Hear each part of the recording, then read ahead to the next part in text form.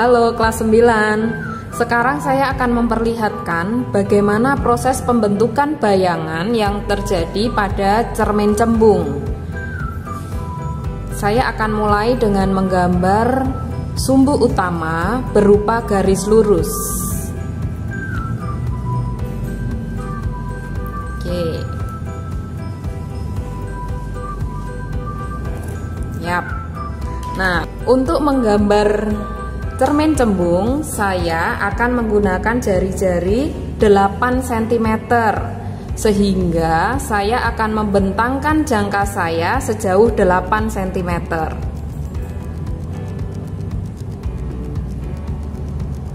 Ya, ini tepat ya, 8 cm. Sekarang saya akan mulai menggambar cermin cembung dengan menggunakan jangka. Pada saat kalian menggambar cermin cembung ataupun cermin cekung, tidak bisa menggunakan lengkungan sembarang, harus tetap menggunakan jangka. Oke. Jari-jari kelengkungan di sini saya beri nama titik R. Dan fokus itu adalah setengah dari jari-jari. Sehingga pada saat tadi saya menggunakan 8 cm, fokusnya setengahnya, yaitu 4 cm. Saya beri tanda di sini. Ini adalah titik fokus 4 cm. Oke. Nah, sebagai penanda bagian mana yang depan, bagian mana yang belakang. Ini adalah cermin cembung, maka bagian cekungan ini akan saya beri garis-garis sebagai penanda bahwa ini adalah belakang cermin. Kelihatan ya bahwa fokus itu berada di belakang lengkungan atau belakang cekungan, artinya itu di belakang cermin cembung, sehingga fokus pada cermin cembung disebut fokusnya negatif, atau cermin cembung sendiri disebut cermin negatif.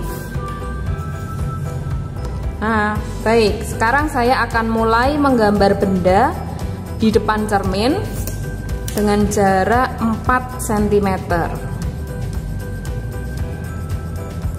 4 cm. Kemudian ini saya gambar bendanya berupa garis anak panah. Ya. Supaya lebih jelas saya menggunakan warna yang berbeda untuk menggambar sinar istimewa. Baik, kita mulai menggambar pembentukan bayangan menggunakan sinar istimewa yang dimiliki oleh cermin cembung.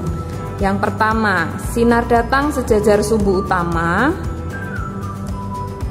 Ini sinar datang sejajar sumbu utama. Jangan lupa ya, kalau menggambar sinar langsung diberi arahnya kemana dengan simbol anak panah seperti ini. Dipantulkan seolah-olah datangnya dari fokus. Ini adalah sinar datang yang bersentuhan dengan cermin cembung. Kita hubungkan dengan fokus, seolah-olah datangnya dari fokus, dipantulkan ya. Jika kita menggambar garis yang berada di belakang cermin, maka kita harus menggambar dengan garis putus-putus. Ya, setelah melewati cermin berarti itu sudah berupa garis lurus, karena itu adalah pantulan sinarnya. Jangan lupa arahnya. Ya, ini kita baru menggunakan satu sinar istimewa. Untuk terbentuk bayangan maka kita minimal harus menggunakan 2 sinar istimewa. Baik, sekarang kita gambar sinar istimewa yang kedua. Sinar datang seolah-olah menuju ke fokus. Sinar datang ya. Oke, sebelum ke belakang cermin berarti masih garis biasa. Di belakang cermin kita menggunakan garis putus-putus ya. Oke ya, arahnya jangan lupa. Untuk sinar datang saya menggunakan warna merah. Sekarang kita gambar sinar pantulnya ya. Pantulkan sejajar sumbu utama.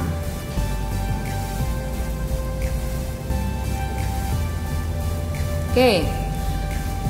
Bayangan terbentuk dari perpotongan dua sinar pantul. Tetapi karena ini berada di belakang cermin, maka perpotongan dari perpanjangan sinar pantul. Karena yang ini kan dia berada di depan cermin, maka ini harus saya perpanjang ke belakang cermin supaya terjadi perpotongan dengan sinar pantul yang pertama. Baik, ini adalah titik di mana dua sinar pantul, perpanjangan sinar pantul itu bertemu. Maka di sini adalah tempat terbentuknya bayangan. Oke, dilihat arah dari benda, arah panahnya ke atas, di atas dari sumbu utama, dan ini titik pertemuan dari dua sinar pantul, perpanjangan sinar pantul juga di atas, berarti arah panahnya juga sama, ke atas. Oke, kenapa saya gambar dengan garis putus-putus? Karena dia berada di belakang cermin. Semua garis yang berada di belakang cermin harus digambar putus-putus, artinya itu bayangan yang terbentuk adalah maya. Lihat sifat-sifat dari bayangan tersebut.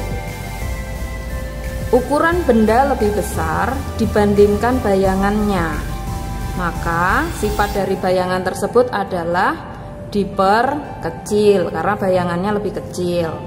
Berikutnya, arah panahnya ke atas, bendanya, bayangannya juga ke atas, maka sifat dari bayangan tersebut adalah tegak. Letak bayangan berada di belakang cermin, maka sifat dari bayangan tersebut adalah maya. Demikian proses terbentuknya bayangan yang terjadi pada cermin cembung, dan terima kasih.